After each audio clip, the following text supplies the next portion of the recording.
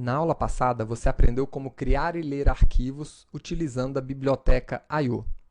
Essa funcionalidade é muito importante porque permite ao seu programa Java armazenar os dados com os quais ele está trabalhando nas unidades de armazenamento de longo prazo do seu computador, preservando essas informações mesmo depois que o computador for desligado. Agora, o que é que o seu programa lê e escreve nessas unidades de armazenamento?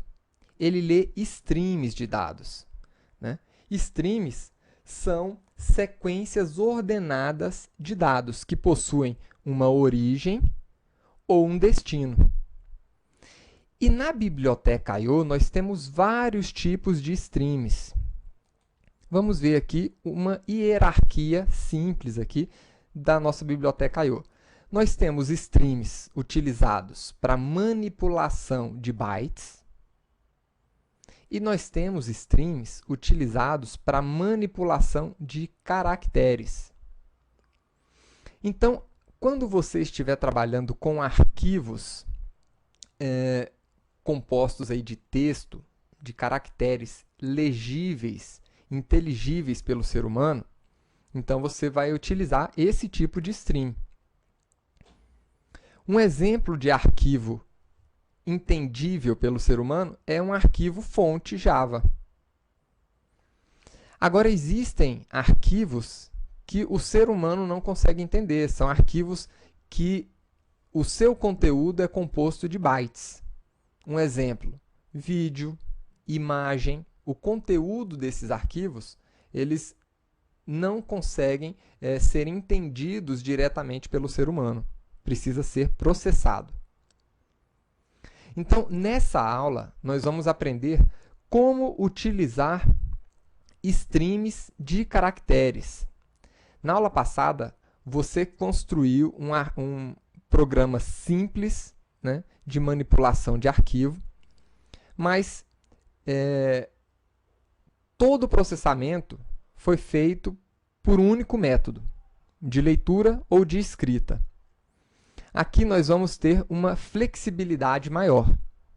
Isso significa uma responsabilidade maior para você como programador. Então, crie uma classe chamada arquivo2.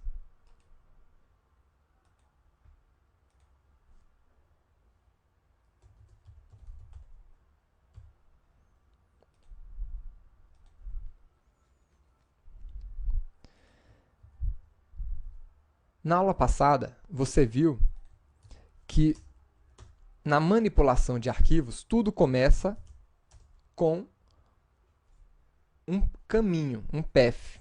Então, vamos criar o caminho que nós vamos utilizar aqui nesse exemplo, chamando a classe paths.get e informando o caminho do arquivo que a gente quer manipular. C:/xti /files /texto.txt.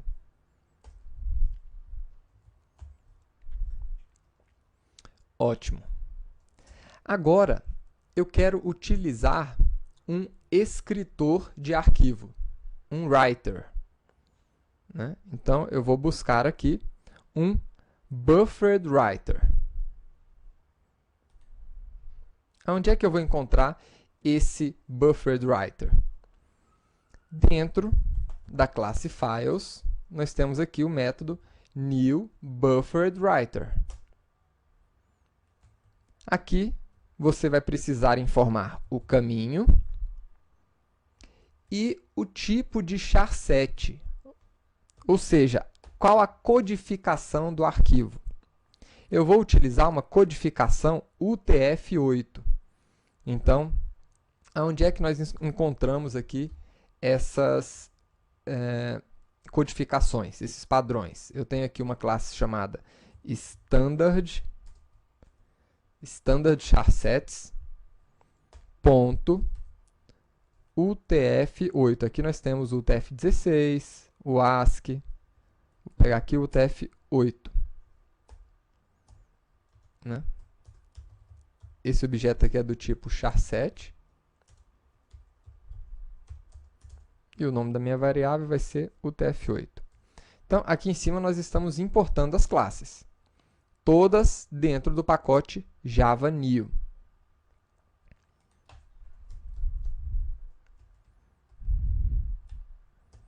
Ótimo.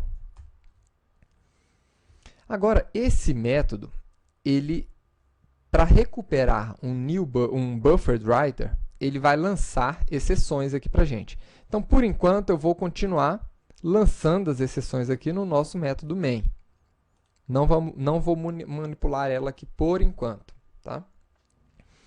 Então, vamos lá. Como é que isso aqui vai funcionar? Esse método ele retorna para a gente um objeto do tipo bufferedWriter.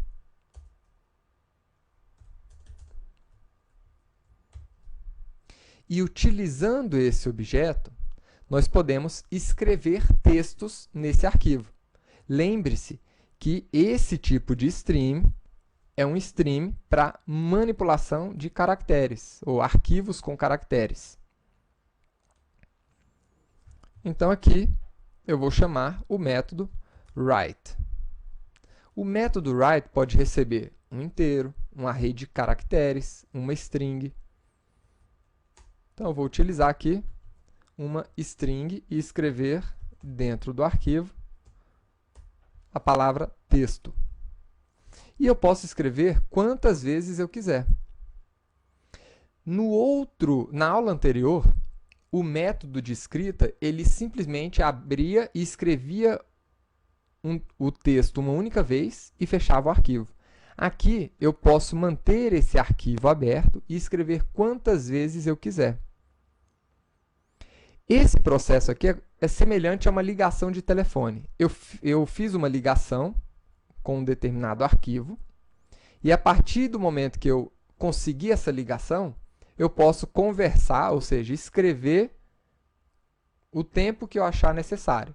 No final, eu vou precisar desligar essa ligação, do mesmo jeito que eu desligo uma ligação de telefone. Tá?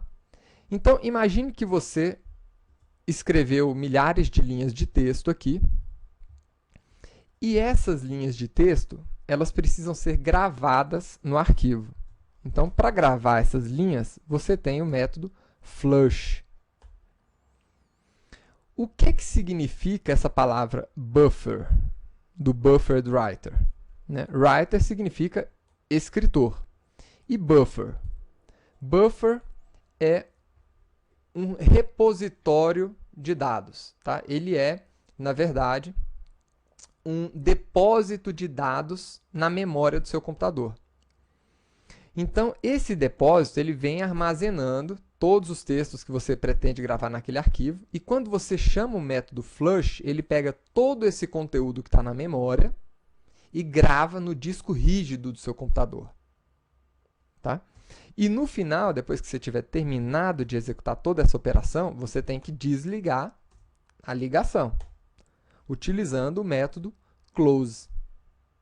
Tá? Isso aqui é como se fosse uma ligação de telefone. Você abriu a ligação, né? Você fala, mas no final você tem que desligar, senão a linha vai ficar bloqueada. Então, quem desliga, quem fecha essa ligação com o arquivo é o método close. Joia. Agora vamos evoluir um pouquinho mais esse exemplo. Você viu que aqui em cima eu tive que lançar a exceção. Por quê? Cada uma dessas operações aqui, elas podem lançar exceções. Eventualmente, ele pode não encontrar o arquivo, eventualmente, aquele arquivo pode não ter permissão de escrita, né? Então, em vários momentos, ele pode encontrar um erro na tentativa de realizar aquela operação. Então, nesse ponto, é interessante a gente utilizar o tratamento de exceção, o nosso famoso try-catch. Tá? Então, como é que eu usaria o try-catch aqui? Você pode pensar, opa, então eu colocaria o meu try aqui, e aqui no final, eu tentaria pegar essas exceções que ele está falando para mim. Né? O IO exception.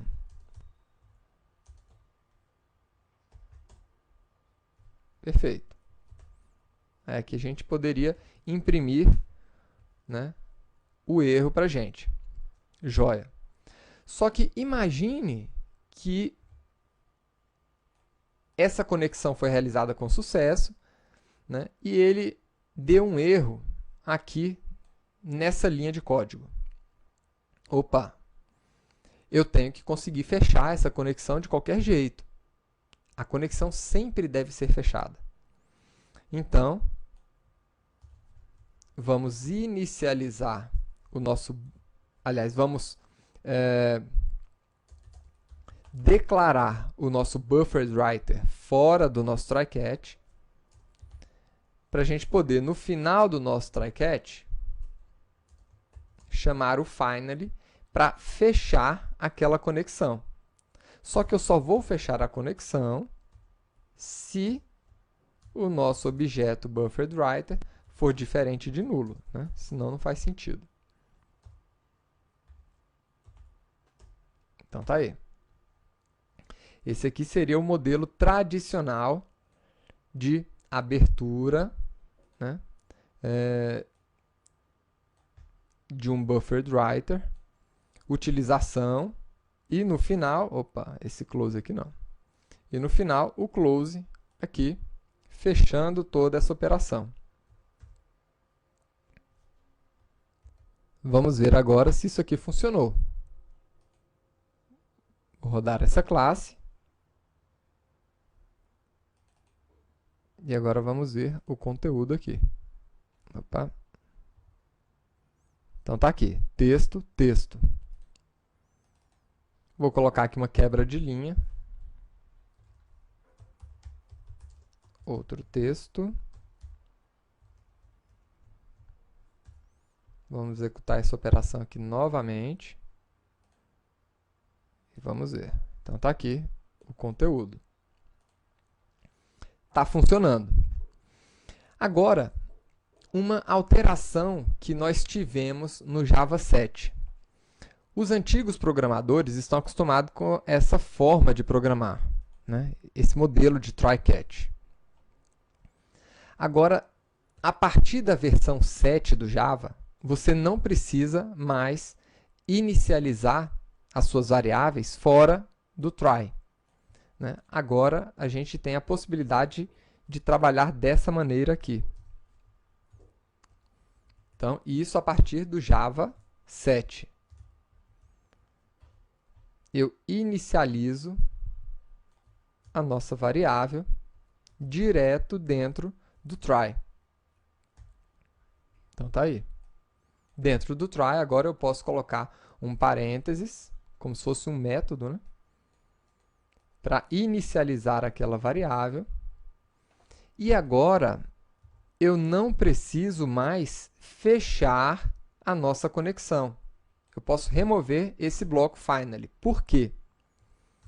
Porque a partir dessa versão Java 7, algumas classes que implementam uma determinada classe, então vou abrir aqui o bufferedWriter, vou abrir o pai do bufferedWriter, que é o writer, para mostrar para vocês essa interface aqui, closable. Todos os objetos que implementam a interface closable, né, eles são automaticamente fechados quando você coloca eles sendo inicializados dentro de um try. E eles são, na verdade, eles são automaticamente fechados, né? O seu compilador ele vai criar um bloco finally, como esse, para fechar esse objeto closable que você inicializou no try. Então, agora, a partir do Java 7, para você inicializar um bufferedWriter ou qualquer outro objeto closable e utilizá-lo, é simplesmente feito dessa maneira. Porque muitos programadores esqueciam de fechar as conexões, seja com banco, seja com arquivo, seja com a fonte de dados ou o destino de dados que seja. Tá? Então, agora, nós trabalhamos dessa maneira.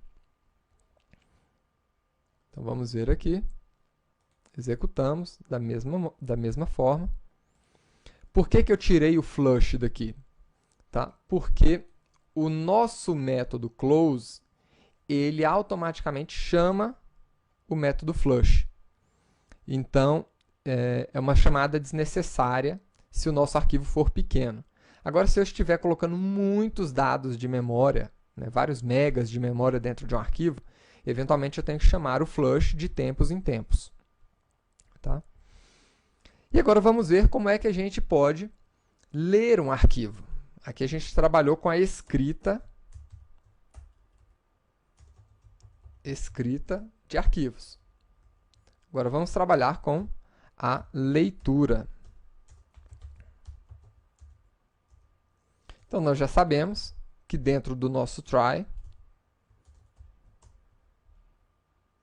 eu posso inicializar o nosso objeto de leitura, tá? Que no caso vai ser agora um buffered reader. Esse objeto aqui, um buffered reader. Então,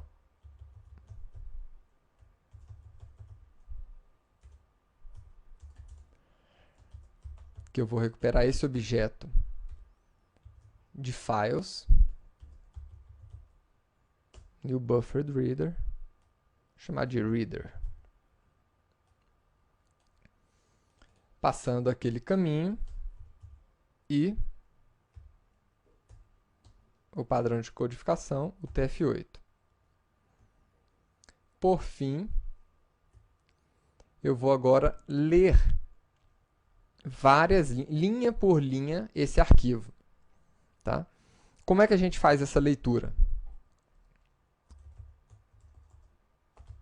Dentro desse arquivo, aliás, dentro dessa classe, nós temos o método readLine.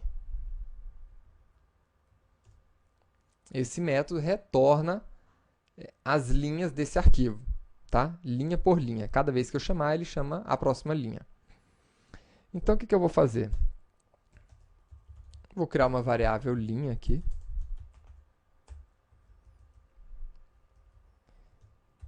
E vou preencher essa linha com o conteúdo desse método, enquanto o resultado desse método for diferente de nulo. E aí eu vou escrever o valor da linha aqui dentro. No final, você também pode recuperar a exceção que ele eventualmente lançar.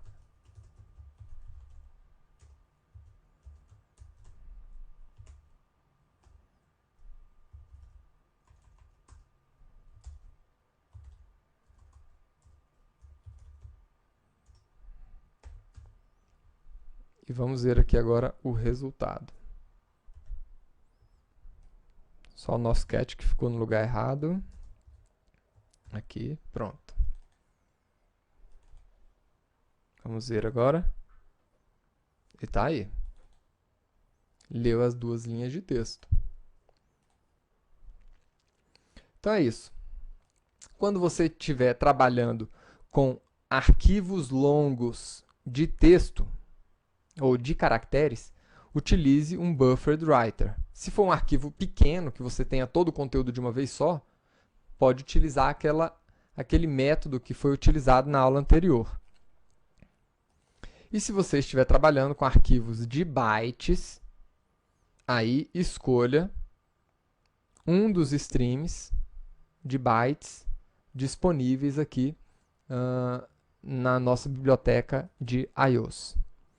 Espero que você tenha gostado da aula de hoje. Espero você na próxima aula. Até lá!